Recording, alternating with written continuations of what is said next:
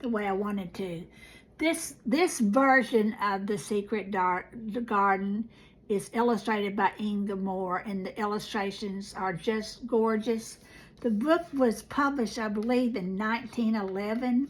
Not long, not too terribly long, maybe 100 years after Romanticism began. And it's definitely romantic literature. It's about nature as a healer. It's about light. It's about youth and old age. But anyway, I'm going to read to you. Okay, first of all, there's an old house. There is Mary in this book. There is no one left, chapter 1. When Mary Lennox was sent to Misselthwaite Manor to live with her uncle, everybody said she was the most disagreeable-looking child ever seen. It was true, too. She had a little thin face and a little thin body, thin light hair and a sour expression. Her hair was yellow and her face was yellow because she had been born in India and had always been ill in one way or another. Her father had held a position under the English government and had always been busy and ill himself, and her mother had been a great beauty who cared only to go to parties and amuse herself with gay people. She had not wanted a little girl at all, and when Mary was born, she handed her over to the care of an ayah, who was made to understand that if she wished to please the Mem Sahib, she must keep the child out of sight as much as possible. So when she was a sickly, fretful, ugly little baby, she was kept out of the way, and she became a sickly, fretful, toddling thing, and she was kept out of the way also. She never remembered seeing familiarly anything but the dark faces of her ayah and the other native servants. And as they always obeyed her and gave her her own way in everything, because the Mem Sahib would be angry if she was disturbed by her crying. By the time she was 6 years old, she was as tyrannical and selfish as a little pig. The young English governess who came to teach her to read and write disliked her so much that she gave up her place in 3 months. And when other governesses came to try to fill it, they always went away in a shorter time than the first one. So if Mary had chosen really to want to know how to read books, she would never. So if Mary had not chosen really to want to know how to read books, she would never have learned her letters at all. Well, one frightfully hot morning when she was about 9 years old, she awakened feeling very cross. And she became crosser still when she saw that the servant who stood by her bedside was not her ayah. "Why did you come?" she said to the strange woman. "I will not let you stay. Send my ayah to me." The woman looked frightened, but she only stammered that the ayah could not come. And Mary threw herself into a passion and beat and kicked her. She looked only more frightened and repeated, "It wasn't possible for the ayah to come to Missy Sahib." There was something mysterious in the air that morning.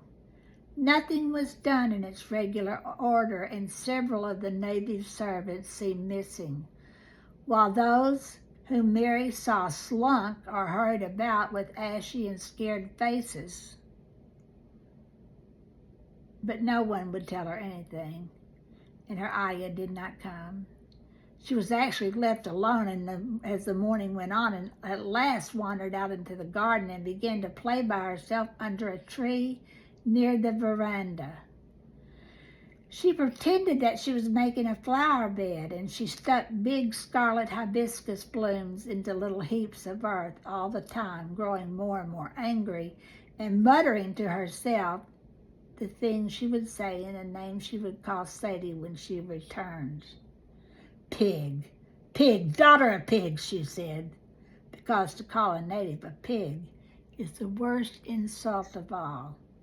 She was grinding her teeth and saying this over and over again when she heard her mother come out on the veranda with someone.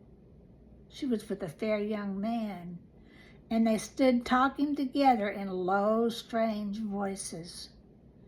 Mary knew the fair young man who looked like a boy. She had heard that he was a very young officer who had just come from England. The child stared at him, but she stared most at her mother. She always did this when she had a chance to see her because of Sahib. Mary used to call her that oftener than anything else, was such a tall, slim, pretty person and wore such lovely clothes. Her hair was like curly silk, and she had a delicate little nose which seemed to be disdaining things. And she had large, laughing eyes. All her clothes were thin and floating, and Mary said they were full of lace. They looked fuller of lace than ever this morning, but her eyes were not laughing at all. They were large and scared, and lifted imploringly to the fair boy's officer's face. Is it so very bad? Oh, is it? Mary heard her say. Awfully, the young man answered in a trembling voice. Awfully, Mrs. Lennox. You ought to have gone to the hills 2 weeks ago. The Mem Sahib wrung her hands. Oh, I know I ought, she cried. I only stayed to go to that silly dinner party. What a fool I was. At that very moment, such a loud sound of wailing broke out from the servants' quarters that she clutched the young man's arm, and Mary stood shivering from head to foot. The wailing grew wilder and wilder. What is it? What is it? Mrs. Lennox gasped. Someone has died, answered the boy officer. You did not say it had broken out among your servants. I didn't know, the Mem Sahib cried. Come with me, and she turned and ran into the house.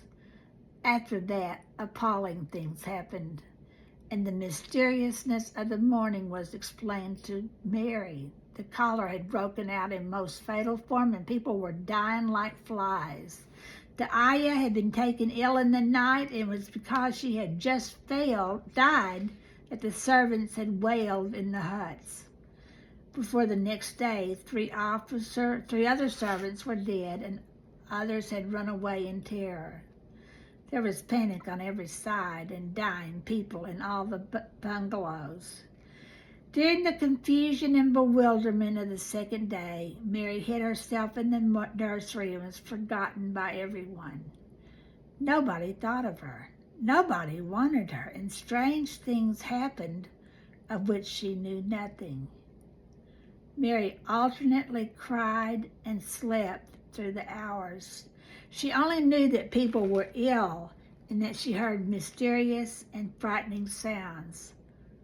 Once she crept into the dining room and found it empty, though a partly finished meal was on the table, and chairs and plates looked as if they had been hastily pushed back when the diners rose suddenly for some reason.